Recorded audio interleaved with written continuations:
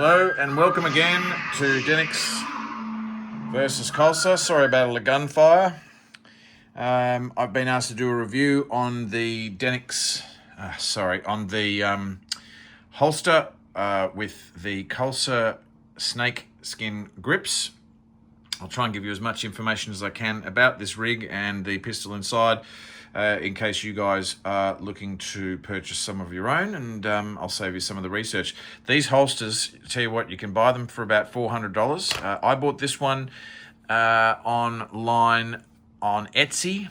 Online leather depot, again, online leather depot. They're in India, but you'll soon notice them that they've got a great deal of good reports and reviews because they do turn the order around very quickly. I think this particular holster came in about 2 weeks, which is fair coming from India, I suppose.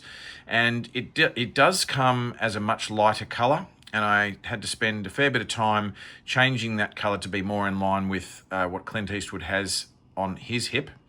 How I've done that is by using a bit of shoe nugget, dark brown shoe nugget, which has a little bit of red in it as well. So it's almost like a burgundy kind of brown, but any kind of brown will do it. And then you obviously dipping a brush into that nugget, and getting a bit of newspaper. You're taking most of the nugget off onto the newspaper so that you're just left with a very light brush of brown, and you're going over that suede with that brown. And then I've just used some black both on the bottom here for where I've noticed Clint has some gunpowder burn marks on the bottom, and then just some hand grit grub, I suspect, across the top of the holster and some across the middle. But, just to give it a little bit of a patina look. Interestingly, my assessment of Clint Eastwood's holster is that it looks to be more as a leather. But anytime people sell the or portray Clint Eastwood's holster, it does seem to be in the suede. So maybe it does vary from movie to movie.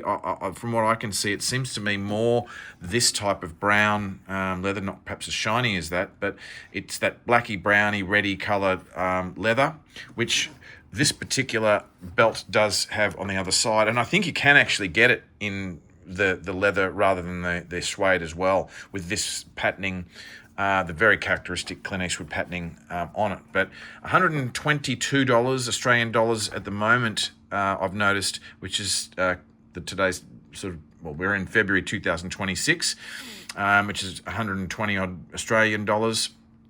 I can't remember whether that includes delivery, but that's really cheap compared to what I know I have seen online, them going for $300, $400, $500, $600.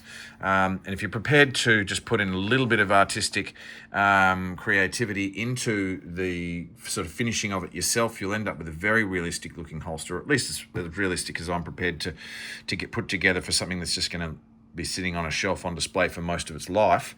The other information that I could share with you is that the bullet holders take for the Kolser bullets really, really well. Now, when you're ordering the holster, you want to be asking for a 357 gauge, which is pretty much what the Kolser bullets are.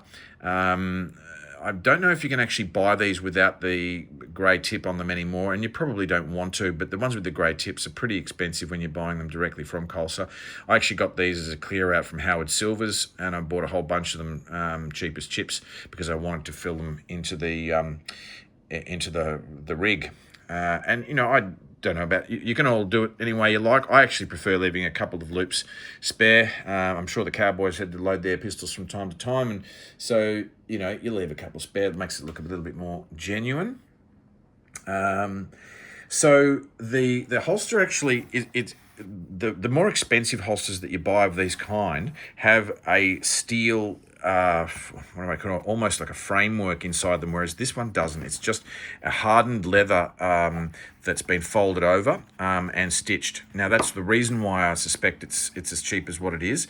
If you're really looking for a more realistic holster, something that does have that steel insert inside it, then you're going to be paying a little bit extra. I got lucky and found this one secondhand for $60 on Marketplace, and I'm sure if you look on Gumtree or any of those types of places, there'll be always someone trying to get rid of it, or a deceased estate. You'll find something cheaply. But if you're impatient like me also, go to the online leather depot, or you're paying top dollar if that's what you're really after. But the reason why they have these metal inserts is because it holds the mouth of the holster open wider for you. So when you're spinning your gun back into the belt, it's already open and ready for you to just drop the pistol straight into the holster. Whereas this one, because it's a little bit flatter, the pistol can sort of struggle to slot back into the holster a little bit. But you know what? I don't seem to have too much trouble with it, and you get used to it. I might actually demonstrate in another video, perhaps just the way these look on, but it's pretty hot in Australia at the moment, and so I didn't really feel like putting on the whole Clint Eastwood get up, and I will do that at some point. Tell you a bit more about the whole Clint Eastwood costume. So the pistol is a 36 caliber Kolser. It's quite a small pistol, and when it goes into the holster, it almost gets swallowed up by it. I mean, I think it's really more designed, this particular holster, for any kind of the single action armies, and in particular the 5.5 inch, whether it be your Denix or your Kolser, your quick draw, in the Denix there, or whatever you've got. This all sit into this particular holster beautifully. But the 36 caliber Kolser does get swallowed up a little bit, and the trigger does disappear into past this line here, which would make it very difficult to actually draw from. And I do note also that when you're actually pulling the pistol out, that the sight does sometimes catch on the bottom there, and it sort of can jam, which could be devastating for us quick draw McGraws. So what I've actually done for purposes of display, and really also when I'm carrying it around from time to time, is that I've got... Okay, it seems to have disappeared. No, there it is. I've got an old cap gun insert. Well, this used to be a holster in its own self, and I've just actually put that in there, and I can actually tie it in by a little, like the holes at the bottom there for your leg rope, and I've just stuck that in there for whenever I'm using the Kolser 36 caliber in it, and then that actually sits in a lot better. It's probably not going to do it for me now, because I'm trying to do it with one hand. What I might even do is just put this camera down so I can demonstrate this for you. That's actually with the guard, with that plastic cap gun holster inside, but when it's not tied, you go to pull it out and the whole thing comes out with it. So it's, just like me, to always be fashioning things to try and make them work. When I've tied that down into the holster, that doesn't happen, and then I think it actually looks really good. You can actually draw the pistol, put your finger directly onto the trigger guard, onto the trigger, and then you can pull it out. So with that in mind, what Clint would have probably had in this particular holster was more in line with this 45 caliber. And when you put a 45 caliber pistol into it, well, I think it just sits beautifully. I mean, you can. And in actual fact, when they draw, they've usually pulled the hammer back by the time they've pulled it out of the holster, and then by the time they're pointing it at you, that you've already pulled the trigger. But again, the end of these sights will almost always want to catch on the end, which is a bit annoying, but it doesn't happen for Clint. Maybe he filed his sights off because he's such a good crack shot. I don't know. But ultimately, these single action armies really just look the bomb, because there's no hangover of the barrel, and that's a 5.5 inch, which sits beautifully in there. Needless to say, the quick draw looks great in there, as does we can put a bit of chrome in there. This is the sort of that oiled finish, which is an interesting colouring in the pistol. It's sort of supposed to be that blued finish. I think it looks more of a chrome, with some of that acidy kind of oily look on it. I'm not a big fan, as I may have mentioned in some of the other videos, of the Denix chrome pistols, mainly because I don't think that they're fairly genuine. But anyway, I think I've already discussed that in another video, so I won't go there. But don't the single action armies just look terrific? And so the good, the bad, and the ugly, you know, something like this is where you want to be. Again, if you're looking at getting a 36 caliber, I think when you order these, you can order them for a 36 caliber, and they actually reduce the size of them. But I wanted something that I could fit all the pistols in, because I'm just wanting some versatility with the holsters. But that is the set as you see it. This buckle really doesn't do much. I've got it on the last loop, and I think that's pretty much where it will stay. There's no really more adjusting, and I think if you were putting a much larger pistol in, you could possibly readjust that so that it would allow more flexibility in the holster if it was being pushed out by the pistol. The only other pistol holster I've actually got to demonstrate is the cross draw, which is really, it's a relatively new holster for me.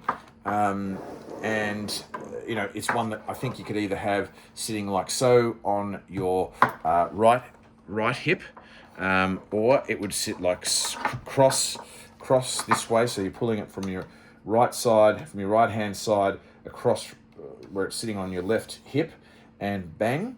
Or they would sometimes have them sitting like this on the left hip, where you would actually have to, hope you can see that, but where you would actually have to, with your left hand, you would need to pull it out like that and then turn it that way. I think that was an old cavalry style, but never a big fan of that. I think the way Clint's got his rig set up is pretty good. From what I understand, it's actually not even a traditional positioning. They would actually, in the authentic hip holstering, they would actually be much higher on the hip than what Clint was holding his, but you know, he's super cool and he can do whatever he likes. I probably don't need to go too much into this because it really is just another variety with just a little bit more detailing in the leather. Perhaps when I do some spinning and stuff like that with my Clint Eastwood outfit on, I can demonstrate the difference between these types of holsters, but they're much of a muchness. I do prefer to use this one if I'm actually drawing and spinning, but certainly this one is the looker that I'll rather use for the Clint Eastwood. Well, I hope that has assisted you with your decision making or anything that you might be thinking about and purchasing in these Clint Eastwood. The strap on this is just beautiful, actually. Real leather, really soft. The quality of the workmanship and the stitching, I think, is really, really good as well. So, look, I think for value for money, it's been a fantastic purchase. I just don't really see the point in spending an absolute fortune on something. For the most part, it's just going to sit on a shelf on display. But if you're actually shooting pistols, no doubt you would spend the extra money on a proper holster. Well, that concludes the holster edition of Denix vs Kolser. I look forward to speaking with you again soon, and we'll catch you later. Bye.